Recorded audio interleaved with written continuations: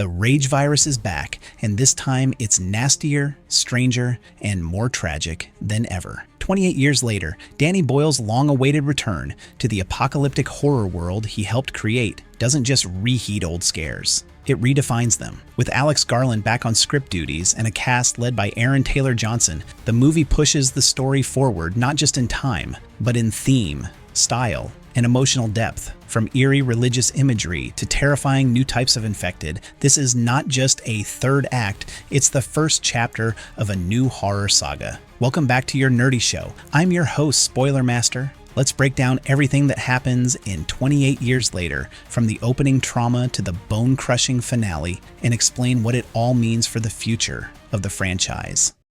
Wait, sit here. Auntie, what's going on? Jimmy, sit. Teletubbies and terror. The film begins almost poetically in the Scottish Highlands. A remote home, a family watching Teletubbies, and then chaos. The rage virus makes its brutal return, tearing through the household in seconds. But one child survives. Jimmy, a young boy, flees to a nearby church where his father, a priest, tells him that this outbreak is God's punishment. In a chillingly quiet act of resignation, the priest hands Jimmy his crucifix, then walks outside and sacrifices himself to the infected. Jimmy hides in the crypt, left with only his faith and trauma to keep him alive. It's a haunting start, setting up religious symbolism and psychological scars that will carry into the story's future chapters, especially when Jimmy reappears decades later. My children! Holy Island, a fragile new normal. Fast forward to the present. 28 years have passed. The United Kingdom is completely quarantined from the rest of the world. NATO patrols the seas and no one is allowed in or out. The UK has become a prison and a petri dish. On Holy Island, a small, self-sufficient community has emerged. Life is low-tech and harsh, but stable. Among the residents are a boy named Spike and his father, Jaime, played by Aaron Taylor Johnson. Jaime is preparing Spike for a rite of passage, a trip to the mainland to hunt and kill an infected. This brutal coming-of-age ritual isn't about sport. It's about survival, culture, and honor. The community lives by strict rules. Primitive weapons only, no rescue if the tide rises, and a core belief, head and heart. You kill the infected by destroying both. Spike's mother, Isla, is bedridden and deteriorating, but Jaime believes the hunt is necessary. Spike must grow up fast because in this world, childhood doesn't last. There were so many dead. New monsters, Slow-Los, Berserkers, and Alphas. Once they reach the mainland, things spiral quickly. Spike faces down his first infected, a Slow-Lo. These are not the sprinting maniacs from 28 Days Later. These are disturbing, mold-encrusted crawlers that seem more fungal than human, covered in moss, crawling on all fours, and groaning rather than screaming. They're proof that the rage virus is mutating. But that's not the worst of it. Soon they encounter an alpha. Unlike the rabid infected we've known, the alpha is muscular, intelligent, and terrifyingly patient. It commands a pack of traditional infected and stalks Spike and Jaime from afar. In an abandoned attic, they hide and wait out the high tide. Jaime realizes this is no ordinary virus strain. The alpha changes everything. The cracks in Jaime's armor. When they return to Holy Island, the community celebrates their successful mission. But Spike is shaken, not just by what he saw, but by what he's learned. He caught Jaime lying about their trip. Worse, he sees Jaime sneaking off with another woman. When Spike confronts him, Jaime tries to explain that he once visited a doctor on the mainland Kelson, but found the man disturbing and detached. The confrontation escalates. Jaime's fear of Kelson is clear, but his secrets and infidelity shatter Spike's trust.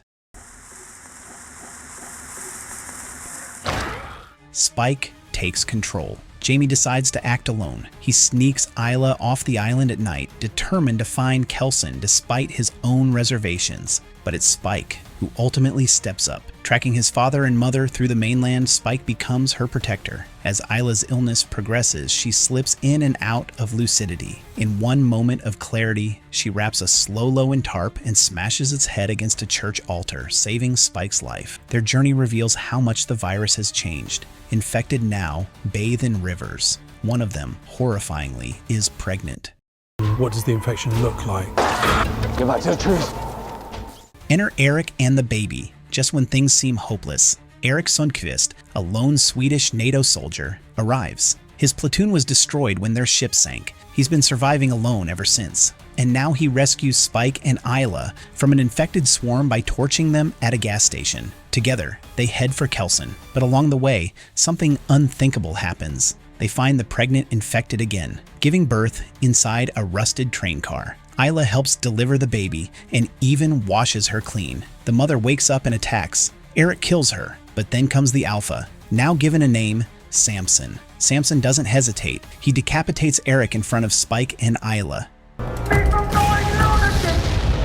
There are many kinds of death. Kelson's domain, the Bone Temple. Just before they're overrun, Dr. Kelson appears, played by Ralph Fiennes. Kelson is eccentric, calm, and deeply unsettling. His home is filled with towering sculptures made from human bones, his memento mori. Despite his grim surroundings, Kelson offers safety. He sedates the Alpha with chemicals, burns bodies for hygiene, and diagnoses Isla. Her illness is far beyond treatment. Terminal cancer in her brain and breast. Knowing her time is up, Isla makes a heartbreaking choice. She asks Kelson to euthanize her, but first, she embraces Spike one final time. While Spike sleeps, Kelson fulfills her wish. When the boy wakes, the doctor gives him her skull and tells him to add it to the Bone Temple. Spike does so, with trembling hands but unbroken spirit.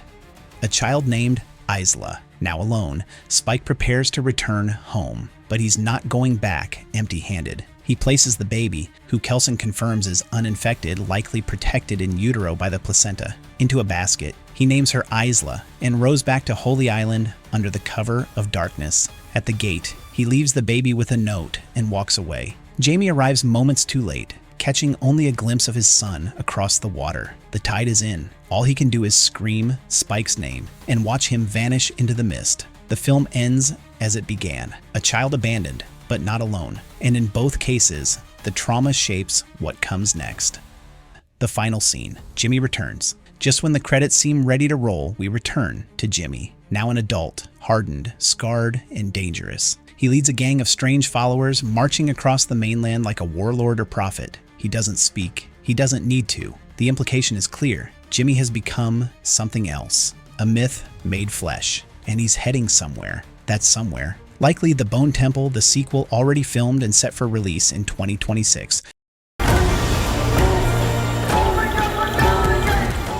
Who dies in 28 years later? There are only two major character deaths, but they hit hard. Erik, the NATO soldier, becomes the film's unexpected hero. He saves Spike and Isla more than once, only to be brutally beheaded by Samson. His skull ends up in Kelson's collection, but the death that truly matters is Isla's. Her illness was present from the start, but its diagnosis and her choice to go out on her own terms gives the film a weight of sorrow that few horror movies ever attempt. Her skull, now part of the Bone Temple, isn't a trophy, it's a monument.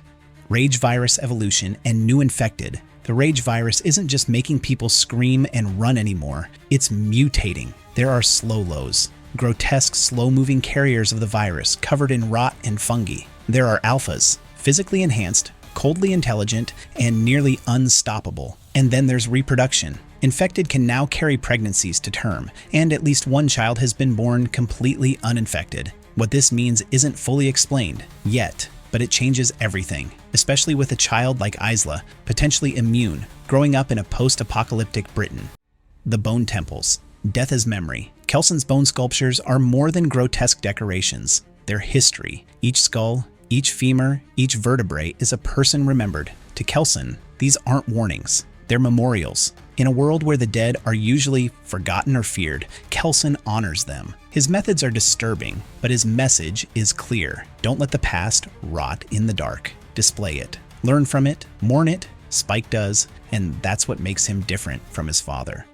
What's next in the Bone Temple? With the Bone Temple already confirmed as the next chapter in this trilogy, the stage is set for a truly wild continuation. Spike is on the mainland, older, more hardened, and maybe becoming his own kind of myth. Baby Isla may be the key to curing or transforming the rage virus. And Jaime, the boy who watched the world end in a church, has returned, seemingly building a cult around his survival. More infected types, more moral conflict, and perhaps the return of legacy characters like Jim from 28 Days Later are all on the table. Whatever happens next, 28 years later proves one thing. The rage virus isn't just about infection anymore. It's about inheritance.